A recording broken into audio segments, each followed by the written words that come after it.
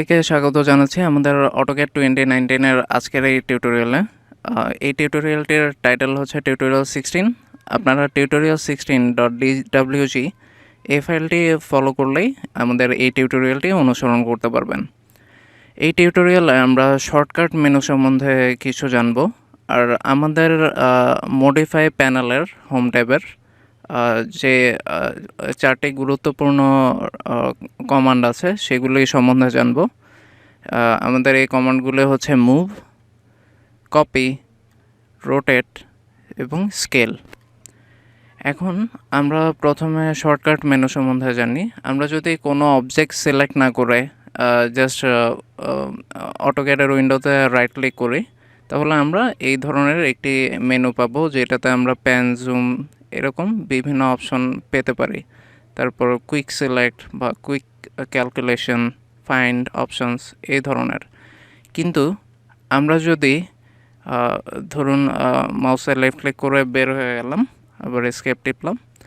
এখন ধরুন আমরা যদি কোনো অবজেক্ট সিলেক্ট করি, ধরুন আমরা লেফট থেকে রাইট উইন্ডো সিলেকশনের মাধ্যমে এই অবজেক্টটি সিলেক্ট করলাম।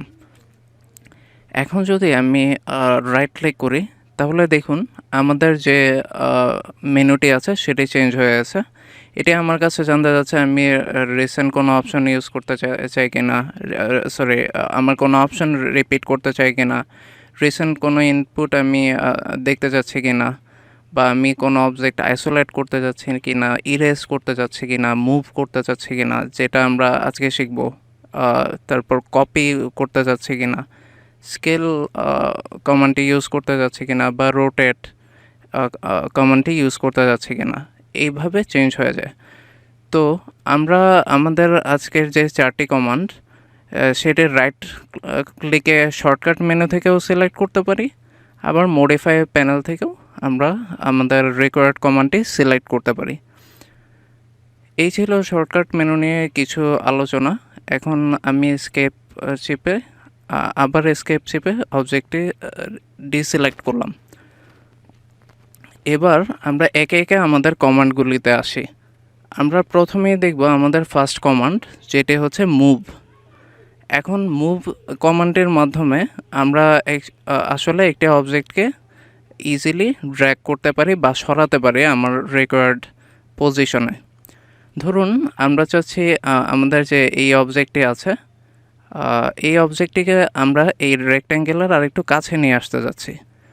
তো আমরা যেটা করতে পারি, প্রথমে লেফট টু রাইট উইন্ডো সিলেকশনের মাধ্যমে পুরো অবজেক্টটিকে সিলেক্ট করলাম। এরপর রাইট ক্লিক করে আমি মুভ অপশনটিতে গিয়ে লেফট ক্লিক করলাম মাউসে। দেখুন আমার কাছে জানতে যাচ্ছে স্পেসিফাই বেস পয়েন্ট। তো এটার জন্য আমার বেস পয়েন্ট সিলেক্ট করা লাগবে। এখন আমি চাচ্ছি এই সার্কেলের যে সেন্টারটা, সেই সেন্টারটাই হোক আমার বেস পয়েন্ট। তো সেন্টারে গিয়ে লেফট ক্লিক করলাম।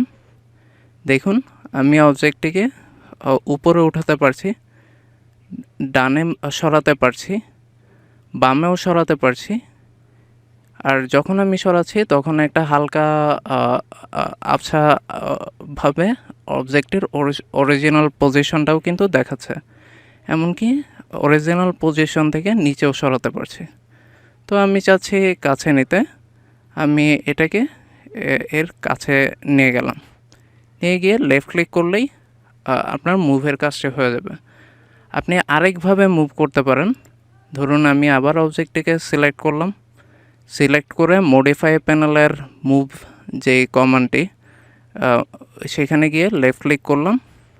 এই দেখুন আমাকে বলছে স্পেসিফাই বেস পয়েন্ট। আমি আবার সার্কেলের সেন্টারটিকে বেস পয়েন্ট ধরে নিচে নিয়ে গেলাম। এইভাবে আমি মুভ কমান্ড দিয়ে যে কোনো অবজেক্টকে আমার সুবিধা মতো পজিশনে সরিয়ে নিতে পারি। এবার আসুন আমরা কপি কমান্ডে দেখি। ধরুন আমি এই লাইনের বাম পাশে যে দুটি অবজেক্ট আছে, এদেরকে এই লাইনের ডান পাশেও সিমিলার একটি অ্যারেঞ্জমেন্ট চাচ্ছি।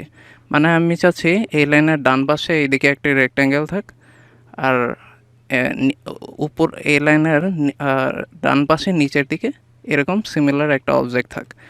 সোজা কথা হচ্ছে আমি এই দুইটা অবজেক্টকে ডান পাশে কপি করতে যাচ্ছি।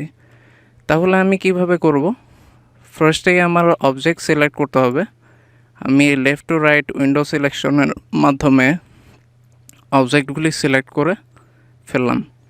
এবার আমি রাইট ক্লিক করতে পারি।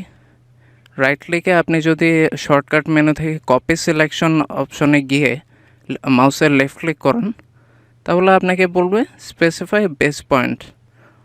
তো আপনি যে কোনো বেস পয়েন্ট সিলেক্ট করতে পারেন। ধরুন আমি চাচ্ছি এই রেক্ট্যাঙ্গেলের কর্নারটা হোক আমার বেস পয়েন্ট। তো কর্নারে গিয়ে আমি মাউসের লেফট ক্লিক করলাম।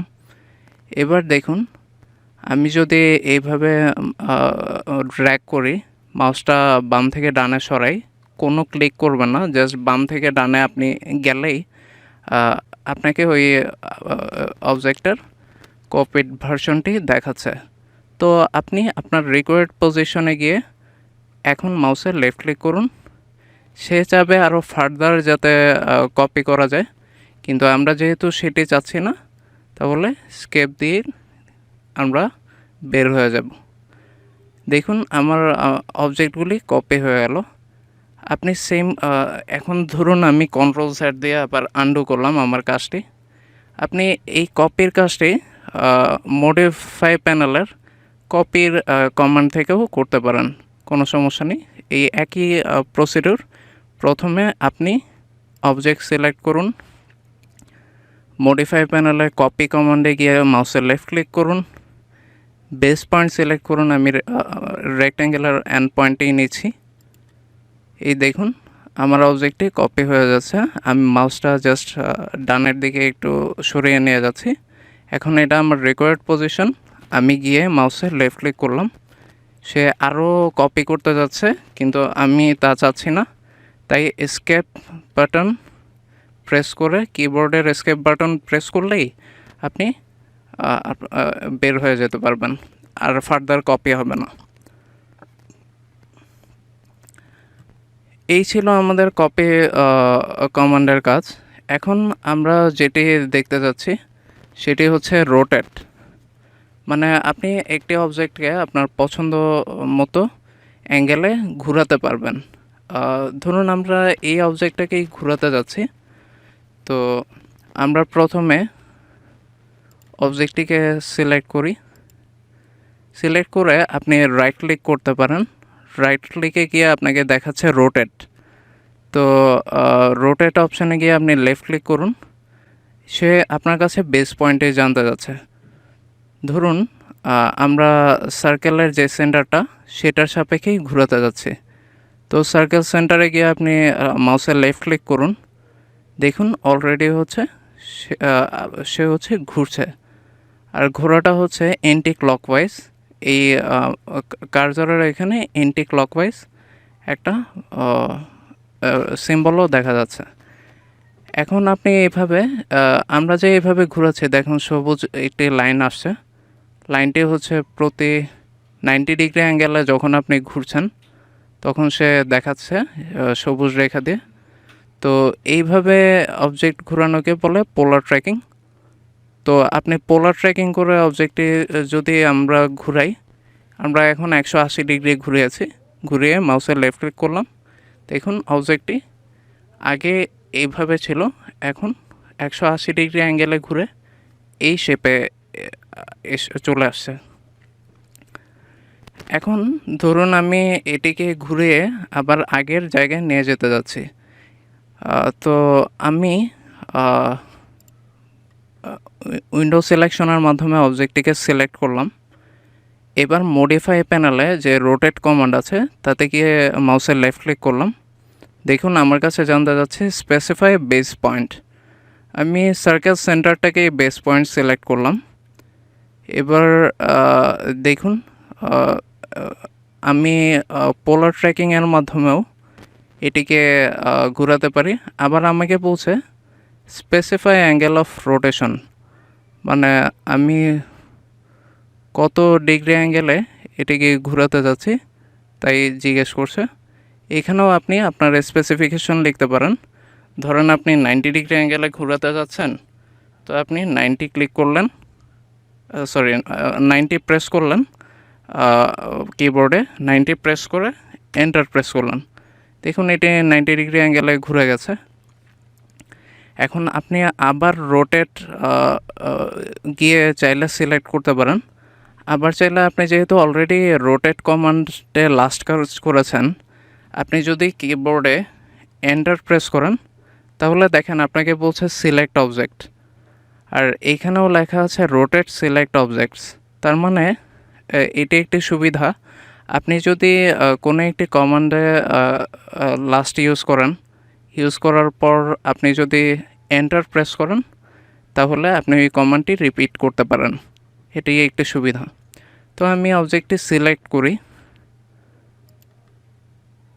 সিলেক্ট করে এন্টার প্রেস করি। এখন দেখেন স্পেসিফাই বেস পয়েন্ট।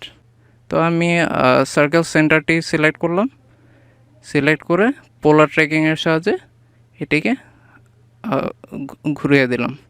ঘুরিয়ে মাউসে লেফট ক্লিক করলেই আমি আবার অবজেক্টটিকে আগের জায়গায় দেখতে পারছি। এটাই ছিল রোটেট কমান্ডের কাজ। এখন আমরা যেই কমান্ডটি শিখব সেটি হচ্ছে স্কেল। এই স্কেল কমান্ডের আমরা শেখার জন্য আমরা উইন্ডোজ সিলেকশনের থ্রুতে এই অবজেক্টটি সিলেক্ট করি। সিলেক্ট করার পর আমরা রাইট ক্লিক করি।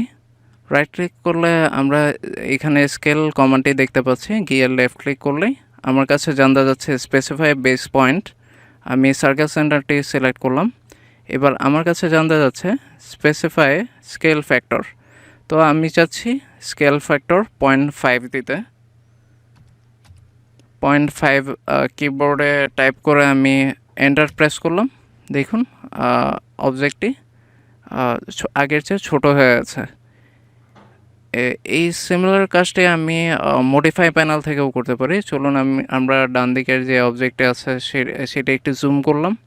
জুম করে উইন্ডো সিলেকশনের মাধ্যমে সিলেক্ট করলাম। সিলেক্ট করে মডিফাই প্যানেলের যে স্কেল সেইখানে গিয়ে লেফট ক্লিক করলাম।